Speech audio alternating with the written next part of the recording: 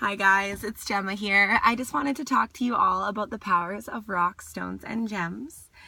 They are incredible. I'm obsessed with them. They're beautiful. Today I am wearing a turquoise around my neck.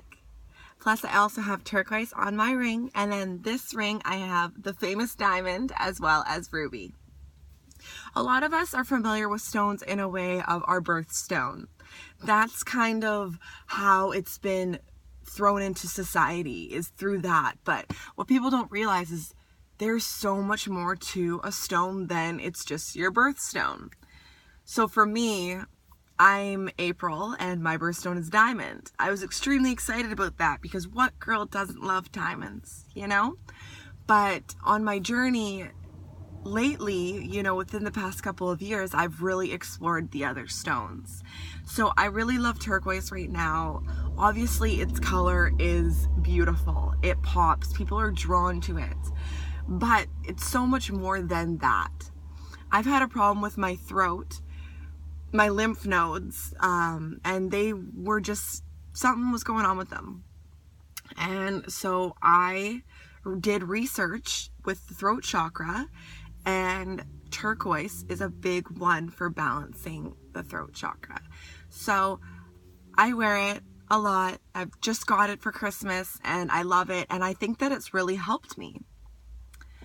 It's also been in other aspects of my life as well. I have recently developed anxiety, and a lot of people are affected by anxiety, and it sucks. It's something that you can't control, but you can, and it's a mind thing, but it's a body thing, and it's really stressful, and the stress doesn't help. It doesn't add to the anxiety at all. So just take a few deep breaths and just hold a stone and ground yourself, because for me, that's what really helps me.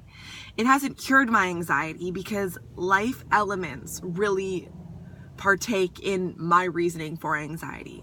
I didn't get a good sleep. I didn't get a lot of nutritious food yet. I didn't relax and stop stressing, a lot of things. My mind's racing, all these factors. You can't always escape them, but I've been very thankful to having a brown aventurine, which I carry with me everywhere. And when I start to feel that rush of energy come through me that I can't control, and my hands get cold and I feel kind of faint and weird, I didn't know what to do. And one day when it progressed really bad, before I discovered my aventurine, was that I called my mom and I said, I think I need to go to the hospital. I don't know what's wrong with me. I know it sounds weird. I'm young, but I think I need to go to the hospital. And she said, you just need to relax, sit down, and calm down. And so that really helped. Her voice and her relaxing me and telling me it's all right really helped. But grabbing my grounding stone, which was a brown aventurine, in my hand, and just closing my eyes and squeezing it and allowing it to absorb all of that energy and this rush that I couldn't control otherwise. And after holding it for maybe 5 minutes, I felt better. And when I first picked up the stone, it was cold. And when I was done with that stone, it was really hot, because it literally took all of my negative feelings and everything. It absorbed it, and it dug my feet into the ground, and it grounded me, which has to do with your root chakra. The chakras are really great, but that's for another day. So that really helped me with anxiety, getting a grounding stone. We also have something like a red carnelian. I love the red carnelian. It's not as big as the brown aventurine, the one that I have, so that's why I prefer the brown aventurine. But red carnelian is a great grounding stone as well. It's really cool looking. It's red. I mean, it has different colors, but I have a red one. And that's something that you could totally look into. Lastly, menstrual problems. I know we hate to talk about it. It sucks, but it's reality. And I've been going really, really natural and healthy these past 3 years. I've really found myself, and I'm a vegetarian and I try and eat very healthy. And one of the things that was really hard was getting off birth control. It was hard in the sense that my body was not used to it. I had had that pill every day for the past 5 years. And sure, it had its perks, but it really isn't good for you. You have to think about it. I mean, it's screwing you up inside, because that's not the natural way of life. It sucks that we have to experience the cramps and the bloating and the periods and everything. It sucks, but it's worse, when you're 40 and you got all these problems down there, So that was one of the things that I eliminated from my life. And it took my body a long time to finally get back into a natural rhythm. I would say after 1 full year, it started to really become normal again. But now, all this time after, I'm just experiencing what it's like to have menstrual cramps, like really bad ones. And when I was on birth control, I never really got them. And I didn't really understand how people couldn't go to school or work or things like that due to something like menstrual problems.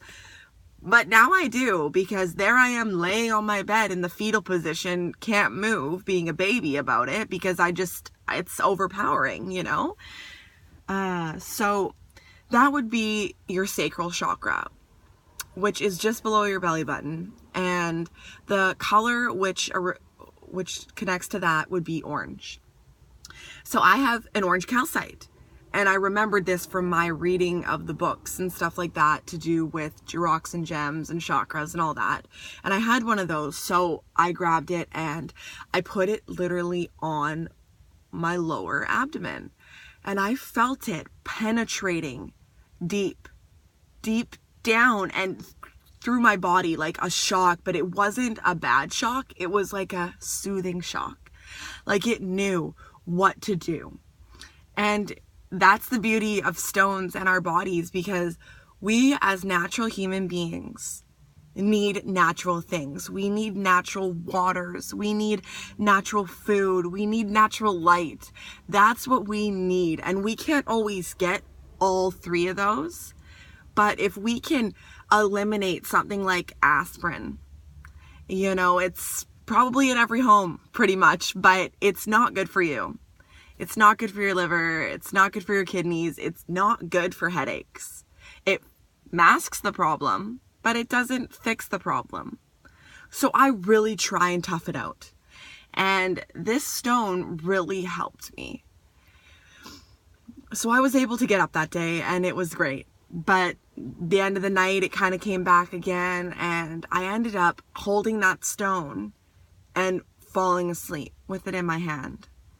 And I moved quite a bit in the night, and when I woke up, I was still holding that stone. And my menstrual cramps were gone. Now, I'm not saying that the stone cured my menstrual cramps, because I don't necessarily think that. But I think it helped my body by soothing it, balancing it, relaxing it, doing things like that, which is awesome. So I was just amazed by the fact that even though I was sleeping, my subconscious and my body worked together, and I did not drop that stone. One of my biggest fears is, oh my gosh, I'm gonna knock this stone off my bed and it's gonna break. But that never happens. No matter what stone I decide to sleep with or put beside me or under my pillow, they rarely ever fall off. The only time they fall off is when I'm awake making my bed and I forget that they're there. So that's just all I wanted to say for now. But if you're interested in learning more about rocks and gems, I would really suggest getting the Crystal Bible, #1. It's a great starter. There's a lot of stones in there, and it tells you how to clean them, store them, what to do, what the stones do for specific things, and the chakras and everything. It's a great book. All right, guys, stay healthy, stay happy. Until next time, bye.